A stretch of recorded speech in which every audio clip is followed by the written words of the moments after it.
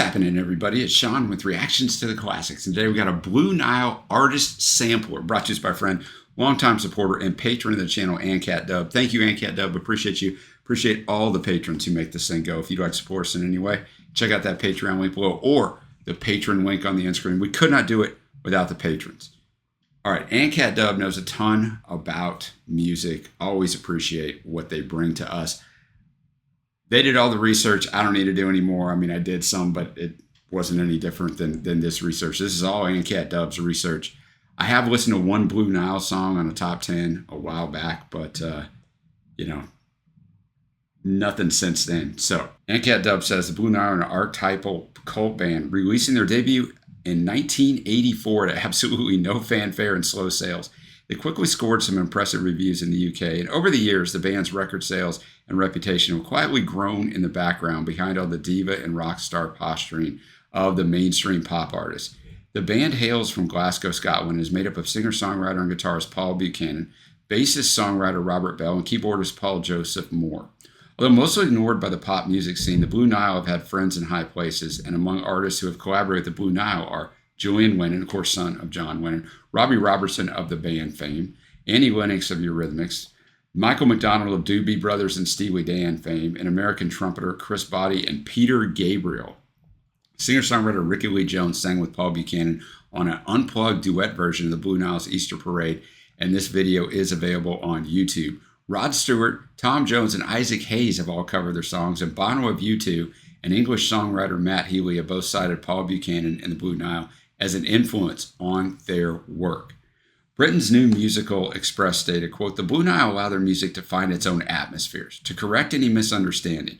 What the Blue Nile are not is wispy or precious. There's red meat in this music and a human pulse beat. The beauty is unassuming. The intelligence is uncontrived. It's good news. Great music is still being made. And indeed, it still is today, boys and girls. You just got to go find it." Reviewing the remastered versions of the first two Blue Nile albums, Mojo stated that they, quote, "remain superior, elegant examples of masterful craftsmanship. Both albums present emotive, electroacoustic mood pieces with elements of soul and classic minimalism. Exquisite music for the small hours in which little is said, but much is revealed." You know, whenever you want to just throw some tunes on and kind of just block everything out, usually later at night, those times of peace. So that's a great quote. AnCat Dub says this about them. Singer Paul Buchanan has the fairly unique ability to render pretty much any lyric as something deeply sad and desolate sounding, which obviously isn't very radio friendly. The earlier Blue Nile songs in particular wed mysterious atmospheric and textural synthesizer backing with pulsing electronic rhythms and lyrics and vocals that are evocative of doomed love affairs and wasted efforts. There are, all caps, bright spots, however. It's just that Buchanan's vocal delivery tends to emphasize the fleeting nature of all things, particularly relating to love and happiness. There's a great deal of compassion in Buchanan's worldviews, but the need for compassion tends to mean that there is tragedy afoot. So even on the tracks with catchy grooves, the Blue Nile is not delivering up any less party songs. Hey man, I love atmospheric music, so I'm good with that. This 5-song sampler features tracks from the 4 existing albums, which were recorded over a 20-year period. That's right, folks. It took the Blue Nile 20 years, from 1982 to 2004, to write and record just 4 albums. In fact, it was enough time that vocalist Paul Buchanan learned to play acoustic and electric guitar to a professional level, and even make the guitar a primary instrument for the 3rd album released in 1994. Their 4th and final album, however, displayed more of an artistic compromise between the early electronic and cinematic stylings and the lyrical approach of the 3rd album, which makes sense. It was that many years later, right? You kind of got to meld everything together. All right, we got an interesting one here before we start this. Song battles usually stay up as far as YouTube doesn't totally block them. Albums will get blocked, and I always put them up on Vimeo. So this is where I'm going to tell you, hopefully, YouTube lets this go through. But if I just come right back talking about the songs after I intro this next song, then click the Vimeo link below. So it could be either or. Just roll with it. The music's not in here. Click the Vimeo link below. You can hear the music. All right, let's get after it. With our first track, Tinseltown in the Rain, released in 1984, second single from the Blue Nile's debut album titled A Walk Across the Rooftop. The song is actually not referring to Hollywood, California, but to the West End of Glasgow around the cafes and restaurants of the student quarter. The song lyric, "There's a red car in the fountain," refers to a pub in Glasgow that had a red car suspended from the ceiling. Like the album title suggests, this track and many of the others proceed at a slow walking pace. This is music of the city at night, of the student cafes and pubs catering to artists and hipsters, all out searching for love, meaning, and inspiration. I mean, who isn't, right? Paul Buchanan stated that, quote, "Tinseltown is a metaphor. It's whatever your dream is, whatever your Tinseltown was, whatever you lost." And I think in our minds, that was interesting to us, was the kind of universal nature of cities. Glasgow's obviously not the same scale as New York. Nothing is, just about. But if you just shrunk it down to a corner, it could be. Could be anywhere. All right, I'm with the lyrics up as always. Thanks again, and Cat Dub.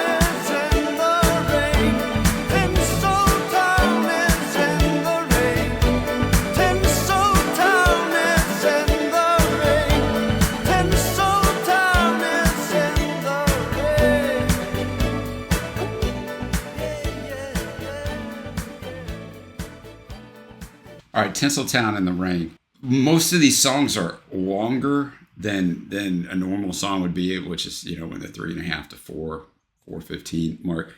But one of the things I can say about at least this song and songs that are built like this atmosphere, they get better the longer they go. They definitely don't seem long. You guys know what I'm talking about. A lot of songs are long and they seem long. It just keeps building, man. You just get kind of caught up in it. And so I thought this was really good. There's a familiarity to it. I don't know, but it's 1984. I was 13 years old. Like, it brings me back to a time and place, just that sound. And, I think the synth brought in by Paul Joseph Moore, kind of giving a strings feel to it. And then the bass by Robert Bell, who co-wrote this song with Paul Buchanan, was really well done. I mean, the guitar was nice on here as well, but really well done song. I like one of the parts of the lyrics. It's in the bridge. The bridge says, "Do I love you? Yes, I love you. Will we always be happy-go-lucky?" And then we go back to, "Do I love you? Yes, I love you." So doesn't answer that question, because we all know if we've been in relationships, that's not going to be the case. But I just thought it was a nice bit of songwriting. And then he puts, "But it's easy come and it's easy go. All this talking is only bravado." So I thought that bridge it was all well written, but that was really well written. Let's go on to our second song, "The Downtown Lights," released in 1989. It was the lead single from their second studio album, Hats. It was written by Paul Buchanan and produced by the band. In the U.S., the song was their only chart entry, peaking at number 10 on Billboard's Alternative Songs charts. It also reached number 10 on the Billboard Modern Rock Tracks charts. Both those charts are awesome, by the way. The song's video achieved medium rotation on MTV, which is probably a pretty good thing back then. Single one reached 67 in the UK, however. But the opening lyric of Taylor Swift's "Guilty as Sin" from the Tortured Poets Department album, her last album, at the most recent album at the time of filming this, are "Drowning in the Blue Nile. He sent me Downtown Lights. I hadn't heard it in a while."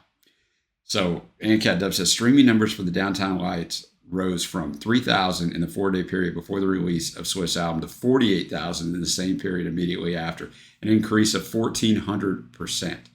David Thigpen of Rolling Stone commented, "Songs such as the Downtown Lights and Saturday Night, both from the second album, have a sparse, soulful feel that blends the cool, nocturnal languor of Brian Ferry, of course of Roxy Music, with the mystical hues of Peter Gabriel," who, as ANCAT Dub told us, has worked with these guys before. All right, let's get it.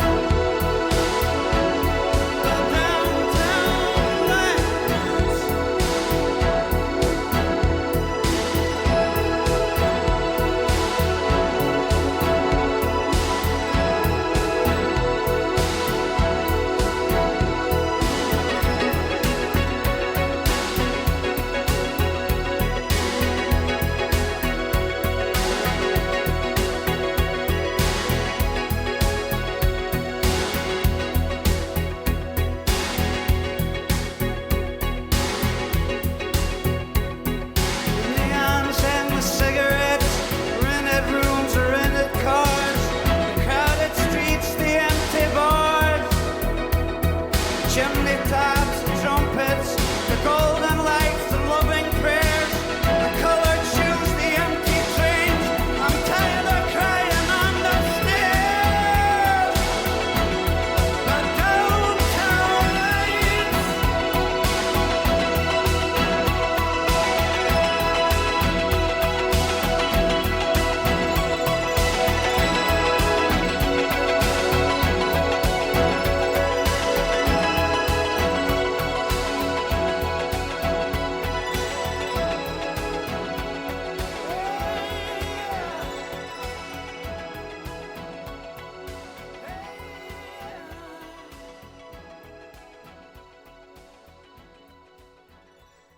Okay, the downtown lights. Beautiful atmosphere. Talking about lights of the skyscraper. Really a song about loneliness, kind of not knowing where you stand and if that person's really there with you. And even though the kind of the outro, you know, rented rooms and rented cars, everything's temporary. But let me tell you something. This song was so well done. You know, we're talking about 1989, so we're almost through the 80s where synthesizers are way overdone. Look, I grew up in this era, but these are my teen years. I graduated from high school in 1989, so this is the music of my youth. Not this in particular, but you know, when I reflect on 80s music, oftentimes in my head, a lot of it's dated. A lot of it's great, but not really the stuff that was popular. A little bit of the stuff that was popular is great and holds up, but a lot of it doesn't hold up. Music of the 50s, 60s, 70s hold up, but a lot of the 80s, because of the synth. Here's where these guys are way different. They use the synth and absolutely enhance the music. The intro that Paul Joseph Moore does, you know, and the synth on there really builds the atmosphere and kind of takes you into this song. But throughout the song, builds a fantastic atmosphere and enhances it. And, you know, through two of the 5 songs, what ANCAT Dub said about Paul Buchanan's vocals is so true, man. He just has this texture and feel to his voice. And his phrasing, especially on that first verse, he's basically holding, he'd say half of a line of the verse and basically hold it for a beat of 4 and then go on to the next. So it just kind of, it drug you through there, not in a bad way. It kind of just made you slowly come into the song, like, what is he going to say next? And so it all just built this wonderful atmosphere, man. These guys should have been way bigger, but we're only 40% of the way done. We're going to stay with this same album, Headlights on the Parade, released in 1989, second single from the album Hats, released in 1990. It's written by Paul and produced by the band. It reached number 72 in the UK singles chart and remained in the top 100 for 4 weeks. Wikipedia says in a 1990 interview with Melody Maker, Paul said of the song's message, "It's about being alive and therefore lots of things, happy and sad, happen to you simultaneously. So what do you hold on to, really?" Most of us hold on to the sad, unfortunately, right? Remember the negative stuff. Upon its release, Robin Smith of Record Mirror noted that despite the long wait between releases from the Blue Nile, every one of their ambient anthems is worth waiting for. He described Headlights on the Parade as a bittersweet tale of woe for those lonely moments at 3 o'clock in the morning when it's raining outside and there's nobody to love. Boy, that's a good description, right? Simon Reynolds of Melody Maker picked it as one of the magazine's singles of the week and praised it as another panoramic cinematic beauty off Hats. He added the song was far too awestruck, spacious, and heavy to make it a hit single. Fun fact, despite the lackluster performance of the Hats album on initial release, it remains one of the most admired albums of the 80s in the UK and Ireland. In 2018, the Herald, Scotland's oldest newspaper, identified Hats as Scotland's favorite album of all time. And how many artists can make a claim like that and still be unknown?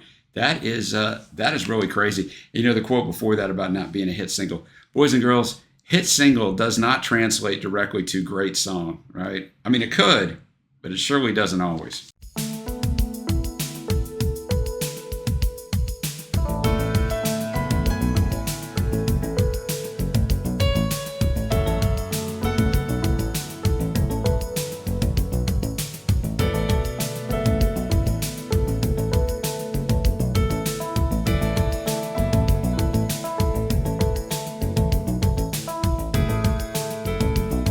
And if the love she cried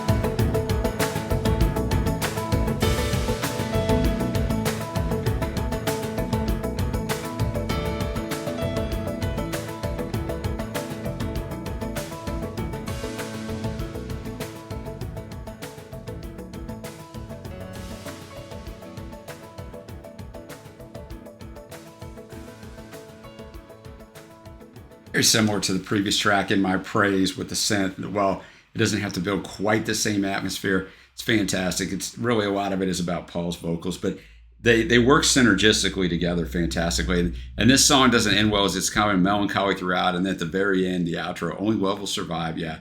The city wins while you and I can't find a way. Oh, headlights on the parade. Yeah. Last part, Fly Little Angel. Fly Little Angel. Yeah. So he's resigned to the fact that even though he loves her, they're not going to be together. But another really good song. It sounds like from that praise, I need to go listen to the Hats album, because I never have. All right, we still have 2 tracks left. We got Happiness, released in 1996. So we're jumping from the second album in 1989 to the third album in 1996. This was the lead single from their third studio album, Peace at Last, written by Paul and produced by the group. It reached 88 in the singles chart and remained in the top 100 for 2 weeks. Wikipedia quotes, signing a new deal with Warner Brothers in 1992, Peace at Last was recorded in the band's mobile studio over the U.S. and Europe after quite some time scouting locations. What set this album apart from its predecessors was the prominence of an acoustic guitar rather than synths. I wonder if that's because Paul could do the guitar throughout the tracks. The guitar had quite the significance to the band. In a recent interview, Buchanan said he bought in on a whim in New York not long after Bell had traveled to the same store and told him about it. Oh, okay. So the idea, for better or worse, was to make an earthier record, the band said in a statement for the new reissue. On reflection, maybe this was the most autobiographical record too. We didn't set the personal against the city backdrop. We wanted hands, and the lines on hands and on faces. We wanted to be human and to reflect the doubtful peace at last gained through tribulation and work and love. Ancat says, when you first hear the track Happiness, you likely wonder why anyone would think this was a single. In many ways, the musical arrangement sonics are turned around 180 degrees from 1984's Tinseltown in the Rain. The instrumentation is very sparse and centered around Buchanan's slow acoustic guitar vamp. Happiness has a bluesy spiritual feel, but even though Buchanan specifically mentions Jesus in the song, I don't think that religion is the theme here. Buchanan's forlorn romanticism is still front and center, and I think he's just looking to get some reassurance from a higher authority about the staying power of human love. Whereas the earlier Blue Nile music is evocative of night in the city, Happiness is much more intimate, more personal in both lyrical theme and production style than we've heard before. We're treated only faint wisps of Paul Moore's synthesizers, as if to tell us that what was once is now in the rearview mirror and fading fast. The big surprise in this track, though, is a sudden glorious introduction of the Eddie Tate singers on the chorus near the end of the song. That will raise the hairs on your neck. For me, this is a transcendent spiritual moment of this album. What a great quote from Ancat Dub. All right, I'm very much looking forward to hearing Paul specifically in a different arrangement.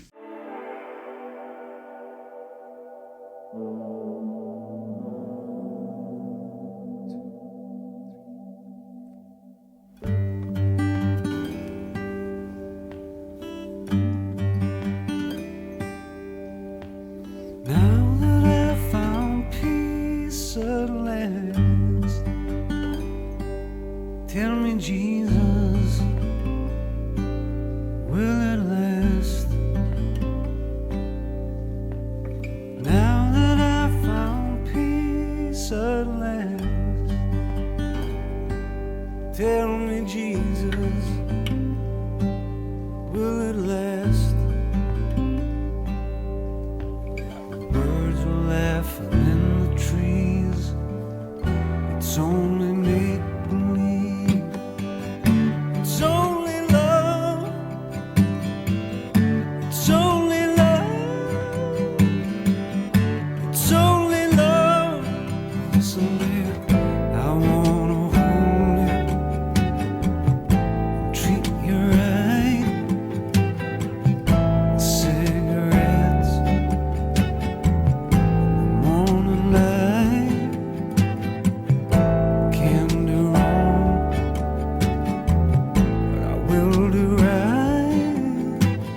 I'll see you later,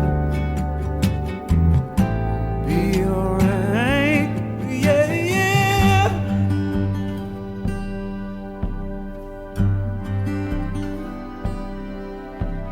Now that I've found peace of mind,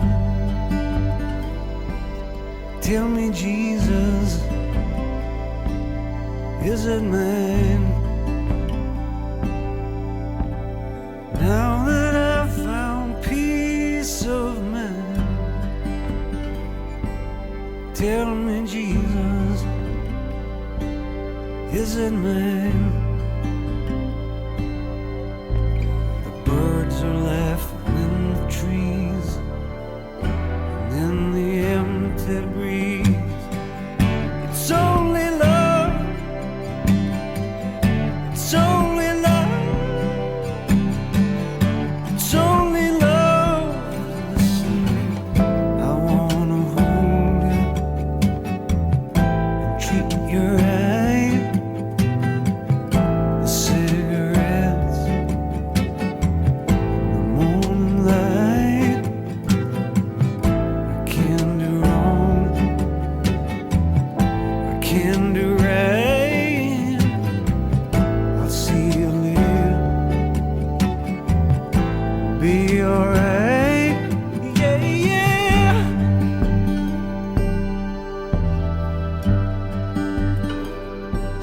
Happiness, happiness, happiness, happiness, happiness, happiness, live with less, happiness, happiness,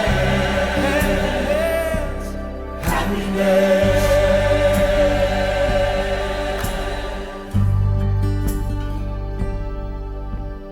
Now that I found peace at last, tell me, Jesus, will it last? Now that I found peace at last, tell me, Jesus, will it last?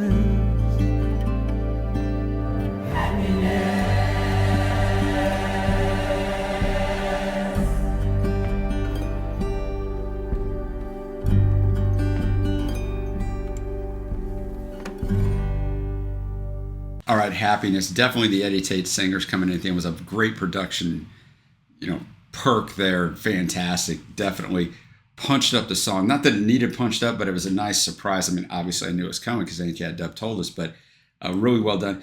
Paul's voice is just fine with this arrangement. Not everybody who set atmospheres with synths and different things can go flip to an acoustic route and make that work for them. I say not all, I mean most can't.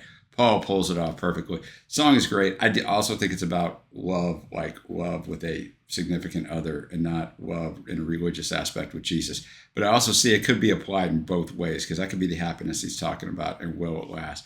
So who knows? But either way, it can mean whatever you want it to mean.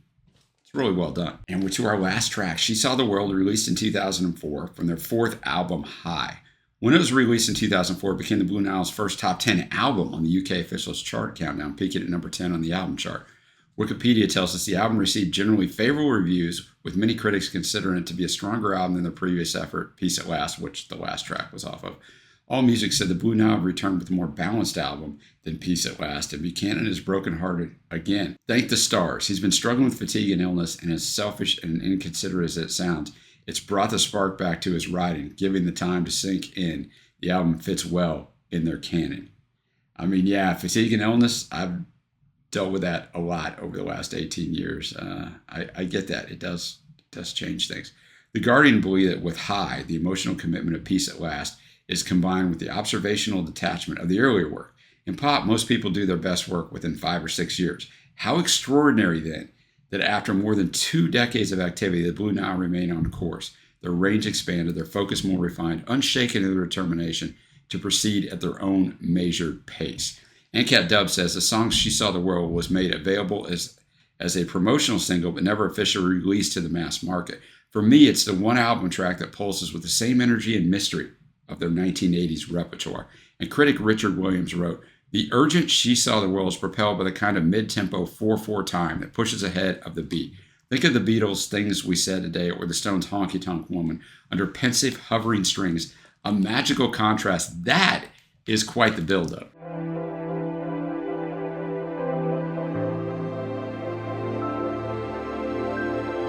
Oh yeah,